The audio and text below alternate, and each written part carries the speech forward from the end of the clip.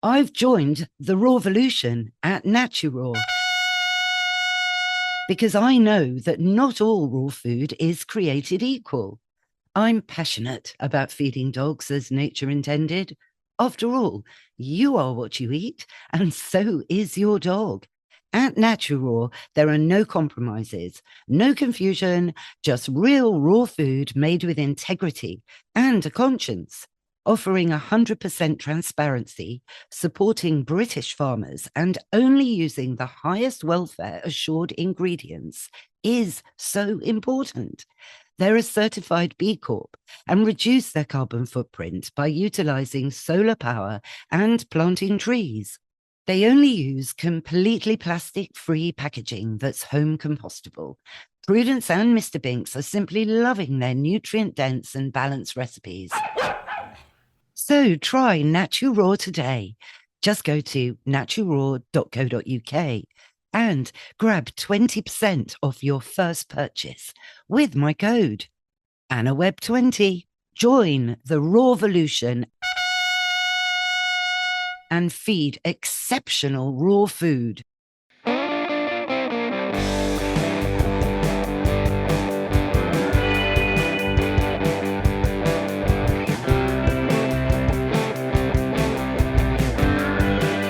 Hello, I'm Anna Webb, and welcome to this week's episode of A Dog's Life. I'm chatting to the ancient DNA expert, Greger Larson of Oxford University, who's explaining the deep relationship between us people and our cats and our dogs. This episode is powered by Anthony.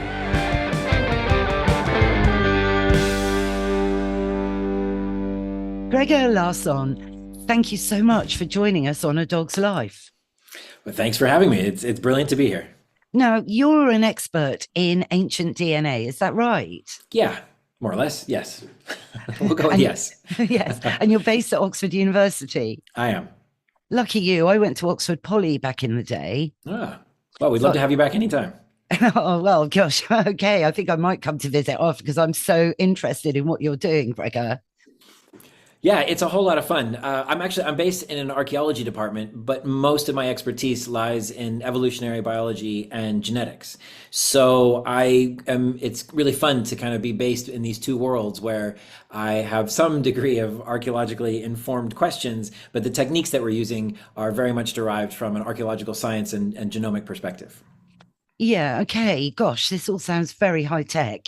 But Greger, I read a brilliant piece that was on the BBC News. It was everywhere. That was one of your studies, which most recently is about cats and about how, quite surprisingly, we haven't really been living with cats as pets for nearly as long as we once thought we did.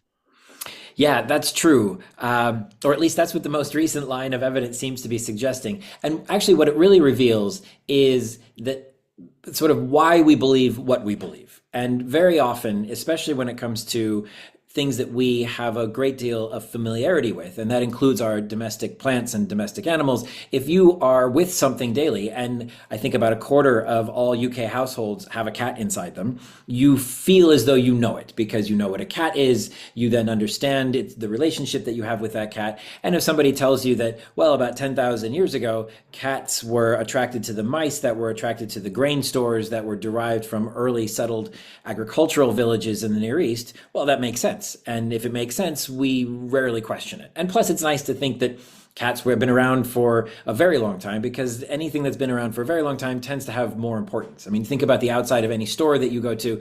Very often it'll have like the name of the store, and then underneath it'll say established and then a year. And the older that year, the longer ago that it was established, the more kind of prestigious or important that it is. And so if cats are, if that story makes sense and it's very old, then sure, there's a prestige about having a cat that dates back 10,000 years. The issue, though, is that those kinds of accepted truths aren't often questioned. Nobody then goes, oh, well, I don't know if this is true. What is the real evidence for this? And one of the things that this paper does very nicely is to look at what the actual evidence is for cats at 10,000 years ago, and it just doesn't seem to be very much of it. There is a cat at 9,000 years ago on the island of Cyprus. but we haven't been able to get any DNA from it, nor has anyone. It has been directly radiocarbon dated, so we know it's about 9,000 years old. The issue is that for the next 5 or 6,000 years after that, there just ain't no cats. Every single archaeological site that we've been able to interrogate suggests that there's lots of other domestic animals, there's dogs are everywhere, but the cats just don't exist. And it's really only at about 4,000 or 3,500 years ago that we start to see them a lot more present in archaeological records. And that's where this genetic study started to be able to get DNA from a lot of cats in North Africa and then in Europe as well. And so it looks far more likely that the whole process of the initiation of that relationship that is now ubiquitous and global between us and cats, and it's so real it feels it must be ancient, but is actually maybe only about 3,500 years old. So where does that put, the Egyptians in history then, Greger? Because obviously the Egyptians were known for really revering the cats, and you have the pyramids and everything with mummified cats and so on. So where were they? Because my history isn't that great. No, but you're absolutely right. And when I was growing up, and I suspect that the same was true. All we heard was Egyptians and cats, and that's the first time that you're familiar with the kind of relationship where cats and people kind of get close together. And as that, you made an excellent point there about the reverence that Egyptians had for cats. And the mummification process, we think, might have something to do with the domestication process. And the way that it works is that there was a goddess in ancient Egypt named it's Bastet, either pronounced Bastet or Best, depending on who you're talking to. And for a very long time, for hundreds or thousands of years prior to about 3,500 years ago, she was depicted with a human body and a lion head. And then you can see a real transition where she's depicted with a human body and then a cat head, or something that looks much more like a domestic cat than it does a big cat on the African savanna. And this coincides with a time when people would make long pilgrimages, sort of similar to something like a modern day Hajj, where they would go to these temples and they would have to give something when they arrived there to pay homage to Best. And that physical form was a mummified cat. Or at least that's what most people thought when there was a study about 10 years ago that did a lot of x-raying of a lot of these cats. And what they found was at least 10 to 15%, it was a mummified cat on the outside, but on the inside was a whole range of different other animals that were not cats, but wrapped and then pretended to be cats. And a reasonable proportion of them had nothing inside. They were just completely empty. So there seemed to be a fair bit of fraud going on, which is not a terrible surprise when you consider the demand for this. So people were making huge long distance journeys to get there, but they weren't going to bring a mummified cat on their own. It's only when they arrived that they would acquire one. And you could imagine like an entire market.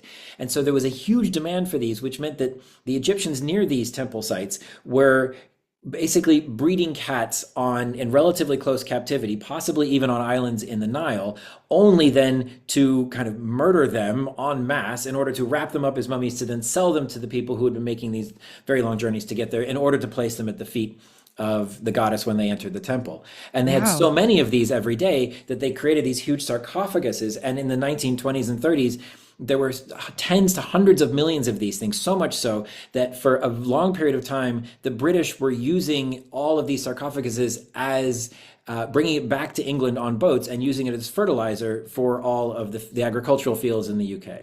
No way. So, oh my gosh, Greger, so you mean what, our ground in England has got loads of dead cats in it? For a very long period of time, yes, that's what was growing most of the agriculture, was millions of dead cats that had been killed in Egypt specifically as ways to signify the amount of importance that Bast meant for a great deal number of Egyptians who were making these long pilgrimages to these sites. Gosh, that's quite a sobering thought, isn't it? It is. And what it also suggests is that the stories that we tell ourselves about cats and mice and grain stores, there really isn't any physical evidence for this, but there is tons of physical evidence for the demand for these cats. So far from it being a sort of accidental process, cats don't really typically do very well, wild cats anyway, don't really like people, they don't really like each other, and they are very territorial. And so they're very selective about mates, and they're also ensuring that there's not a lot of other cat individuals near where they are. So you have to somehow overcome this behavior and get a whole lot of cats reproducing quickly in close proximity to one another. And that's hard to do. Anytime you speak to anybody in a zoo, trying to get animals to reproduce in captivity is not a small endeavor. And the Egyptians were able to overcome this precisely because they needed those cats to mummify them for the goddess Bastet. So I think it was a complete accident then, through this religious identification and the association of the goddess with cats, that then allowed the cats, or kind of forced the cats, to become less territorial and more okay with hanging out not just with people but with other cats. And then they start to become lousy. And then once they get integrated into human societies within North Africa, they then start spreading. And then the Romans do a brilliant job of spreading them all throughout Europe. Right. So it's really the Romans that harness the cat, being very clever, of course, the Romans, because cats needed to kill the rats. That's another great story, and there's not a huge amount of evidence. And I've spoken with some behavioral ecologists, and apparently cats aren't that good at either being mousers or at killing rats either. So it's a great story that we like to tell, which isn't to say they don't, but you wouldn't always want one because you knew it would do a very good job. And I know plenty of people with cats who say that they're deathly afraid of anything with 4 legs that scuttles across the floor. So, well, I don't know. I've had a really, really good mouser and a ratter, actually. Okay. Yes, my cat Gremlin, but the current cat, not at all. But I still feel that the presence of a cat can scare the mice away. So true. So there's that aspect. But yeah, how interesting though, Greger. Yeah. So gosh, so we're at the Romans. Yeah, and so the Romans are, what have the Romans ever done for us? One of the things they definitely did was introduce cats to the UK, but everything north of the Alps appears to be a Roman introduction of cats. And the question is, how deliberate it was necessarily. And we always like to tell stories that have a degree of intentionality about them, right? Cats were moved because they were mousers. And it's entirely possible that once they become integrated, and they get onto a boat and they come across the Mediterranean, that maybe it's just that they were around and they were tolerated more than they were either venerated or moved. I mean, it's possible that as well, but it's always worth considering the alternative narrative, which is just that they just kind of happen to be nearby. In the same way that every major city on earth you go to, there are pigeons there. Were they there because people deliberately introduce them and want them in their main center squares? Possibly, but unlikely, because pigeons are also very good at associating with people and then just kind of operating in the interstices of a human world where they are more tolerated than anything else. And, sure, there's attempts to eradicate them. Trafalgar Square and Wimbledon famously bringing out hawks to try and get rid of them, in the same way that you're rightly saying that just the presence of a cat is enough to drive away the mice, but they're also everywhere for other reasons too. So I suspect it's probably a little bit of both, and that a lot of the cat dispersal that we're aware of is just a kind of happy accident of them being able to have associated themselves with people at about 3,500 years ago in the first place. Yeah, I guess for 3,500 years, that's quite a long time. But, it's, and cats are, of course, extremely different to dogs, and they do exhibit their wild side more. Some are just couch potatoes, but other cats can be quite feisty, have huge personalities. And of course, everything is on a cat's terms. So the fact that they are, less domesticated, I personally quite like that, because it makes you think, you are closer to the wild entity, and cats definitely show you that they have so much more, they are psychic, and they seem really attuned to sort of telepathic communication and these types of things, which dogs do have it, but I wouldn't say it's as sharp as a cat's. What do you think? Yeah, I'm a little bit wary of the degrees of domestication, as it were. And I feel that we risk kind of turning either dogs or cats into a very reductive, fungible unit. Dogs do this, cats do this, right? It becomes like every stand-up opening in the world, or, women do this and men do this. And I'm not sure that that's the case. And the issue for me about that is that what it does is reduce the variability and reduces our appreciation and our empathy for individual dogs and cats, as you say. I mean, you've got Gremlin, right? You understand what Gremlin does and what Gremlin likes, and you've named him or her, I'm guessing? Yeah, him. He's sadly passed, Greger, but don't worry. Sorry. No, it's okay. Now I've just got a feral tomcat that I've tamed. He's really bags of character. So, and by taming, what you mean is that you feed him regularly and he keeps showing up? No, he sleeps in my bed now. Oh, he does? He's proper at home. He knows. Right. Okay. So let me put it to you this way then. So if you were to think about sheep or goat or cattle, Most people aren't going to be worried about whether they're domesticated or semi-domesticated or, on the way to domestication. They're going to say that those animals are domestic. But if you try and approach one in a field, I mean, possible cows accepted, but I run through a field that's often full of sheep, and they see me from a million miles off, and I can't get within 10 meters of them, right? They're just dashing across everywhere else, much less sleeping in my bed with me, right? So I just wonder, it's like the criteria we use to distinguish degrees of domestication rely more on an intuition that I would say is mostly flawed. Like if you have an animal that is sleeping in the same bed with you every night, if that's a characteristic of domestication, I would say that's far more domesticated than any sheep or goat in any open field in Britain. Well, no, totally. I mean, I couldn't really sort of imagine sleeping, with a cow. Wouldn't fit in my flat for a start. I mean, do you know what I mean? But Fair point. that's so interesting. Yeah, because I agree with the stereotypes and everything. And I don't like this thing that someone's a cat person and someone's a dog person. I think you're either an animal lover or you're not. That's the thing. And there's degrees. Not everyone would have their cat in their bed, and I accept that. But, I live on my own. So, why not? Hey, Anna. Hey, Mike. So we've just finished Billy's first 60 days of Antinol, and wow, what a difference. Really? Oh my gosh, what have you noticed? Well, he's shiner. He's much more energetic. Not that he wasn't beforehand, but you can see the difference. But remember, I told you he used to have that little limp in his back left paw that he'd hurt himself when he was a pup. He Yes, doesn't yes. seem to do that much anymore. What, the hop, skip, and the jump? Yeah, yeah. So it's like his joints are a bit better. And we actually had friends around this weekend who'd noticed that there was something good about Billy. And I was telling them about Antinol, and they said, "Oh, what's in it?" I said, "Well, green lip mussel." And they said, "What's that?" And I go, "Oh, well, I don't know. I'll have to ask Anna," as I always do. So Well, for next green, time, what should I say? What's so great well, about green lip mussel? well, green lip mussel, it comes from New Zealand. It's the only place that green lip mussels live. And what's great about the green lip mussel is that it is what's known as a broad spectrum source of omega-3. And the reason dogs need to take omega-3 is that their bodies don't make it themselves. So unless they're getting it through, their diet, which can be omega-6 heavy. And it's very important to have a balance between omega-6 and omega-3. So it's normally through supplements that omega-3 is given. And green lip mussel is unique in its having everything from EPA, DHA, and ETA. So all the main omega-3s. And how about Binks and Prudence? They must be much better as well. Yeah, well, they've been on it for over a year, and they've been on green lip mussel forever since I've had them. So Prue's 10 now. So she's had green lip mussel since the first day I brought her home, to be honest, but not Antinol. And I only wish I'd discovered Antinol earlier. I really honestly mean that, because it's an oil rather than a powder. So its bioavailability, that means, its effectivity to get absorbed quickly and efficiently by the body is greater. So people listening now and they want to discover Antinol for themselves, where do they go?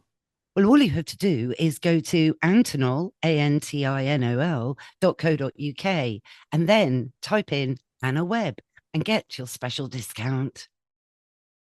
There is this big mystery. I mean, a while back, we interviewed the science team behind, I'm sure you knew about this at the time, this head. It was a perfectly frozen head of what people thought was the first find of a domesticated dog in a prehistoric domesticated dog. And he was named Dogor.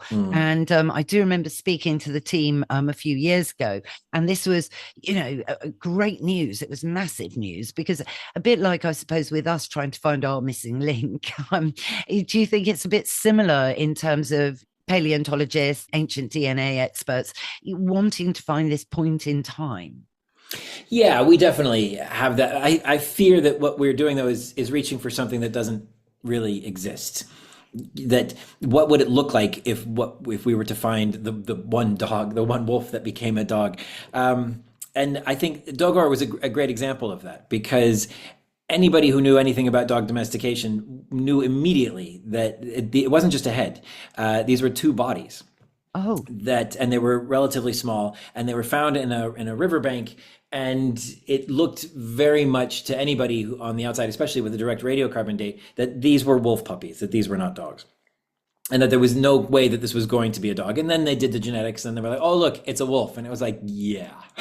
right. Right? Okay. It was a wonderful hype story, and it was a great lesson in how to use the potential for a find to reveal something big, when I guarantee you that most of the people working on that knew full well what they had found and just decided to play this ambiguity card in order to get a lot more hype around the finding.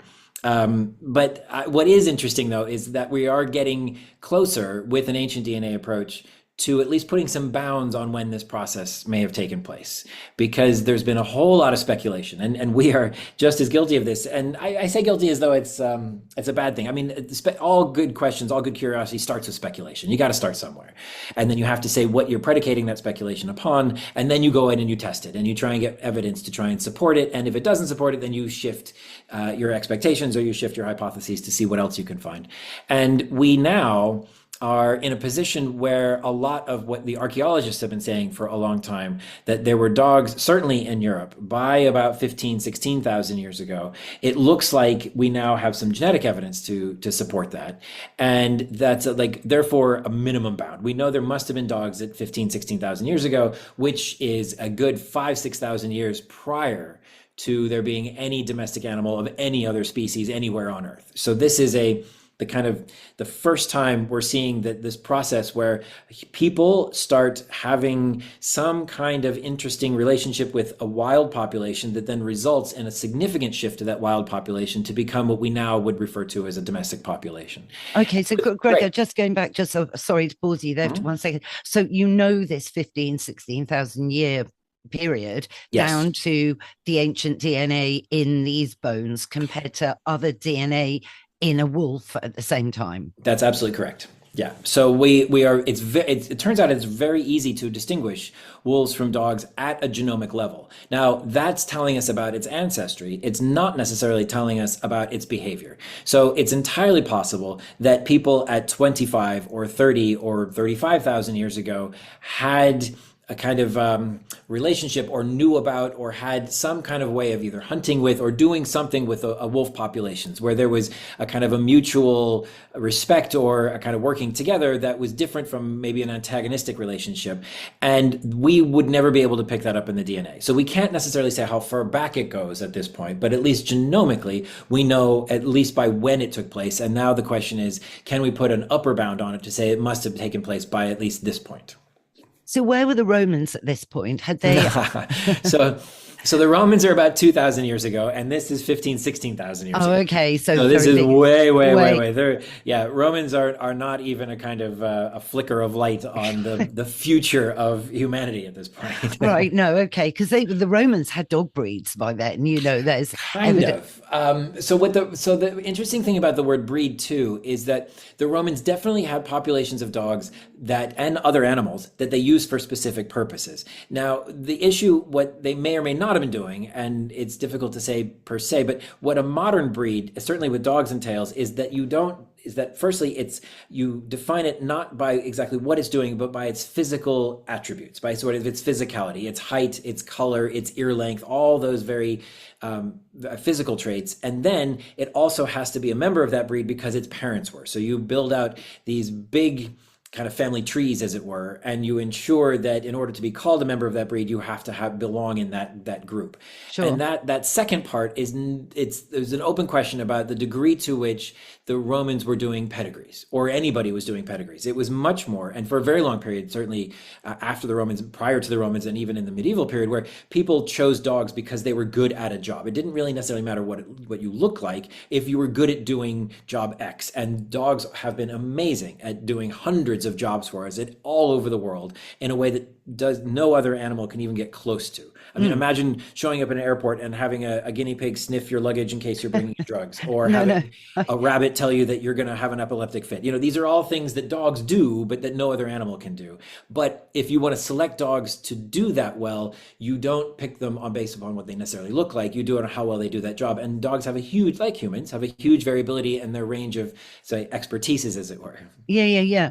No, absolutely. There's a fabulous library in the Kennel Club, and there's some books in Latin actually where they highlight the medieval period, of having the tear dogs, which are the terriers. And of course, greyhound is the only dog mentioned in the Bible. So the greyhound, the hunting dog, the sight hound, they would have been really useful because they could go a lot faster than a human, and get that deer, enclose the deer, pin it down even for the humans to catch up and club it over the head or whatever they did in those days. Yeah, definitely certain types of dogs, but they found different skull shapes, I think, from the Romans. But let's move back though. So suggesting a big old skull shape that might be a bit, like a Dogue de Bordeaux or something like that. These warrior dogs. Because there's that phrase in Julius Caesar, which I know is Shakespeare, so he's a bit later. But there's this quote that goes, "Release the dogs of war." That's what Julius Caesar says at one point. So they had these big dogs that would, go out and, be intimidating to their enemy. They were very important in the conquest of the Americas by the Europeans in the 16th century. The populations there had dogs, but the European war dogs that came over were something they had never seen before and just did a tremendous amount of damage, murder, death, everything else. And the dogs played a significant role in both the persecution and the subjugation of the American continents as part of the colonialization process. Really? Golly, yeah. Gosh, that's interesting. Yeah, well, they're, multi-talented are dogs. But, going back a bit then, because I'm interested, I think anyone that's got a fascination about dogs, they also love wolves. And, I'm very interested in wolf culture as well. But, it's this sort of moment, really. And could that give us an extra bit of information about that chink, that connection that has created, man's best friend, this massive relationship? Or don't you think it matters? Oh, it's crucial, because as we were mentioning before about how people have been around as a species for, let's say, 300,000 years. Estimates, 250 to 400, something like that. But 300,000 years is a very long period of time when you consider that dogs have only been with us for probably 15 to 20. So it's a very recent phenomenon within the entire evolutionary history of our species. And it's curious that once this relationship gets started, how it changes both. And there's some pretty interesting arguments about how if you don't have at least dogs, if not to say pigs and chickens, then how successful would the Polynesians have been at colonizing the Pacific starting in the first millennium AD? Like that's, maybe not, right? You almost need these transported landscapes, and you rely on these plants and animals in order for you to go to new places. There's a reasonable argument that says that the real success of people on North and South America was facilitated by dogs, possibly something like a sled dog, or perhaps, that's very speculative, but that having dogs allowed people to move to places and to take advantage of both resources and whole biomes that we wouldn't have been able to do simply on our own. So the kind of human general conquest of the planet has absolutely been facilitated by this relationship that we formed with what a lot of people would have considered to be a wolf population that would have been antagonistic to us or competitive to us at the very least. Right. But they became our friends. They did. And that's what's really interesting. And so I was watching a talk recently that was talking about different species that kind of get together and do shared hunting. And there was a video just out on the BBC not that long ago about how there were some dolphins and some killer whales that were teaming up and I saw together. That. Yeah. And so there is this neat idea. It's also the there's the bird in Africa that is the honey finder, right? Where it tells people where the honey is, and there's a speculation that it used to tell honey badgers where the honey is, and then those other animals would go get the honey, and then the bird benefits as well, because then once the people get the honey, the bird can take advantage of other things, but it couldn't do it exclusively on its own. And there's lots of other really interesting examples of two separate species kind of pairing up in order to hunt or to get a resource together that each one independently would be very bad at, or at least least it would be impossible if it didn't have that partnership. And there is an argument that wolves and people both have different skill sets that, especially in a reasonably densely forested environment, where if you are a human where you've got some sort of small blade, either on as part of an arrow or a spear, if you're able to nick an animal like a deer in a relatively forested environment, it's just going to take off and people can't follow it. And then it will hide somewhere that's going to make it very difficult for us to locate. But if you can manage to get just a small nick on it, even though it runs away and people can't find it, you better believe the dog's going to be able to smell it out and then track it down. And so this dog-human relationship in that context, we see in 3 different places at about 8,000 years ago in the southeast corner of the US, in northern Scandinavia, and in Japan, where you have a very similar kind of forested environment. And dogs in all 3 of these places were so revered by the human populations with whom they shared their existences that they were buried often with grave goods that superseded some of the people at those same places. So, they were very much reliant upon one another because they each brought a different skill set to procuring the protein that they were all hugely dependent on. And it allowed humans to take advantage of a resource in these forested environments that otherwise on their own they wouldn't have been able to do. Right, yeah. So it is, because it was unusual about the dolphins swimming with the killer whales, because the killer whale tends to eat dolphins, doesn't it? It was notably interesting. Well, so that's interesting too, because there are some pods of killer whales that eat salmon and fish rather than the marine mammals. So it could, and there's a really interesting split there between killer whales who will subsist on marine mammals and others that do fish. But clearly, if the dolphins are hanging out with the fish-eating ones, they're not going to be too concerned about their own safety, but they can get something out of it by teaming up with the killer whales. Yeah. So, that is so interesting. So it is really almost like we were creating, this network, survival, I suppose, when you've got to survive, and that's that mutual thing. And perhaps way back then, we weren't as afraid because we would have been very different even 8,000 years ago, wouldn't we? We wouldn't be like we are now. No, I think pretty much. I mean, there's sort of debate within human evolutionary theory about anatomical modern humans versus behaviorally modern humans. And those 2 numbers are getting ever closer together. I mean, there's just been last week the demonstration that there's cave art going back 60,000 years on Sulawesi. And anybody who I've spoken to within human evolutionary biology says that once our species is our species, I'd say at least 200, 300,000 years ago, that you could take one of those people, put them in a time machine, put them on a bus in London, and no one would know the difference. And they would have just as much cognitive ability. They would just be their clothes that might be different, but you put them in something and nobody would know. So in fact, you could make that same argument with Neanderthals as well. But certainly when humans, 8,000 years ago, there is zero reason to believe that they were any different than you and I are today. That really is quite a sobering thought. Are you sure? I mean, so the Neanderthals didn't want to connect with wolves, although they wouldn't have looked like wolves, would they? They would have been big wolves. Maybe. I mean, wolf size really depends on the latitude which they're in. So you get the big ones in the very northern latitudes, and same with, with cats are the same thing.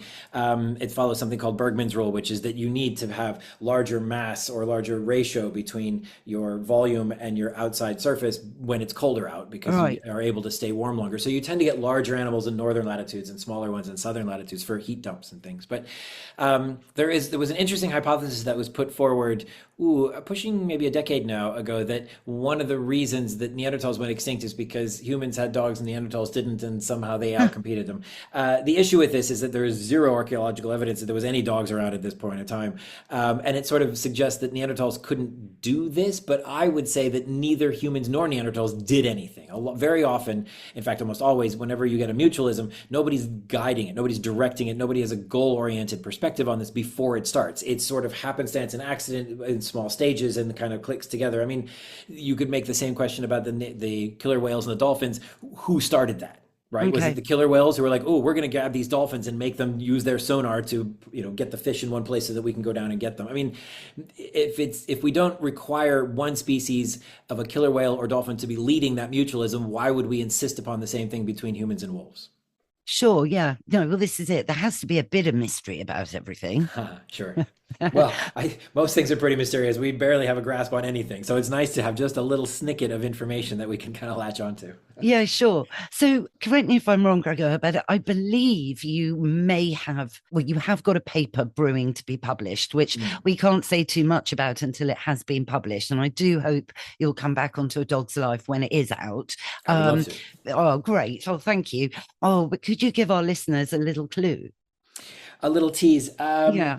So the earliest, so what we do in genetics is that we rely upon getting data from what people know generally as the genome. If you are submitting your DNA from your cheek swab to any number of commercial companies to find out more about your ancestry, what they rely upon is snippets of your DNA from across the whole of it. And you and I, and dogs for that matter, and a lot of mammals, pigs as well, have about 3 billion of these in what's called our nuclear genome.